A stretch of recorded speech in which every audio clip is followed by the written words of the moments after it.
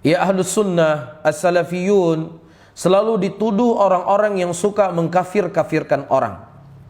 Padahal para ulama kita, ya mereka sudah membahas perkara-perkara apa saja yang bisa mengkafirkan seseorang dari keislamannya. Iya, nah ketika kita menyampaikan orang yang tidak sholat, dalam keadaan dia yang menolak akan kewajiban sholat itu, maka dia kafir. Iya, ini perkara yang disepakati oleh seluruh para ulama Islam. Ketika seseorang menolak akan kewajiban zakat, maka orang tersebut kafir, karena ini perkara pokok-pokok dalam agama.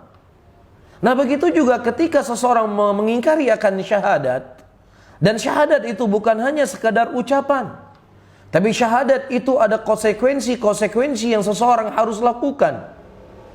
Iya, di antara konsekuensi ucapannya la ilaha illallah, tidak ada ilah yang berhak disembah kecuali Allah, dan sesembahan yang disembah selain Allah dan sesembahan yang batil.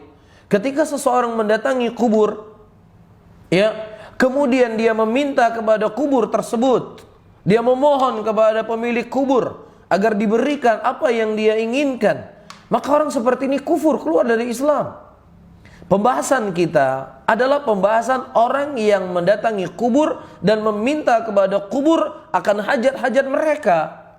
Kita tidak membahas orang yang mereka mendatangi kubur mendoakan kebaikan bagi si kubur, karena ini merupakan sunnah dari sunnah Rasulullah.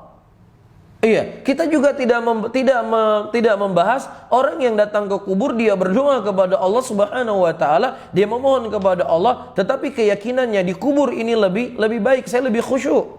Orang seperti ini juga tidak dikeluarkan dari Islam.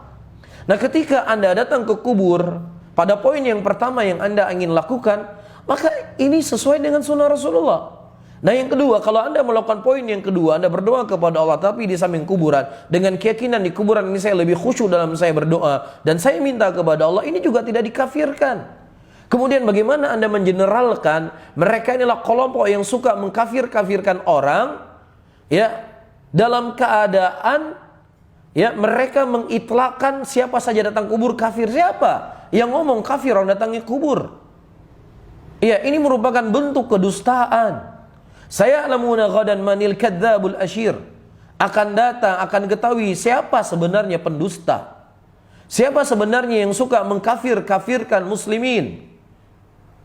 Iya, inilah bagian kebohongan, bagian dari kedustaan. Dan ini bukan sesuatu yang baru, bukan hanya terjadi di tahun 2020. Siapa kita dibandingkan Imam Ahmad rahimahullah? Siapa kita dibandingkan imam-imam Al-Hasan Al-Basri dan yang lainnya? Dan Imam Ahmad rahimahullah juga tidak selamat dari tuduhan beliau itu telah keluar dari Islam. Sampai-sampai beliau dipenjara, sampai-sampai beliau disiksa, ya, divonis orang yang tidak berhak untuk diucapkan salam.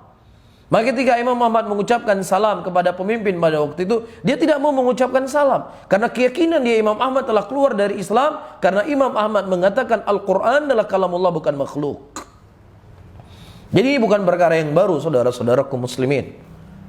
Ya, dan terkadang orang-orang yang menuduh kita suka mengkafir-kafirkan orang, justru mereka mengkafir-kafirkan orang yang berseberangan dengan mereka, yang syariat tidak datang untuk menyebutkan akan kekafirannya. Dan tidak ada satupun ucapan ulama mu'tabar dari kalangan imam mazhab yang 4 ataukah dari imam-imam yang lainnya yang menyebutkan perbuatan tersebut keluar dari Islam. Ya, begitulah para hadirin dan hadirat yang dimuliakan oleh Allah. Nabi sallallahu alaihi wasallam telah menyebutkan di dalam hadisnya, sayati alaikum zamanun al-qabid ala dini kal-qabid ala al-jamrah. Ya, akan datang kepada kalian suatu zaman, suatu masa di mana orang yang berpegang di atas agama seperti memegang bara api. Kita berdoa dan memohon kepada Allah Subhanahu wa taala agar Allah mengokohkan kita, mengokohkan hati-hati kita dan saudara-saudara kita muslimin di atas sunnah Rasulullah sallallahu alaihi wasallam, di tengah gencarnya orang-orang yang ingin menanamkan ya kerancuan akan mulianya manhaj salaf ini. Maka tentunya seseorang yang berpaku tangan, seseorang cuman sekedar cinta kepada manhaj salaf, dalam keadaan dia tidak belajar, dalam keadaan dia tidak menuntut ilmu, dalam keadaan dia tidak mempelajari akidah, maka ini merupakan ya kecemburuan kita kepada manhaj salaf, kecemburuan yang palsu saja.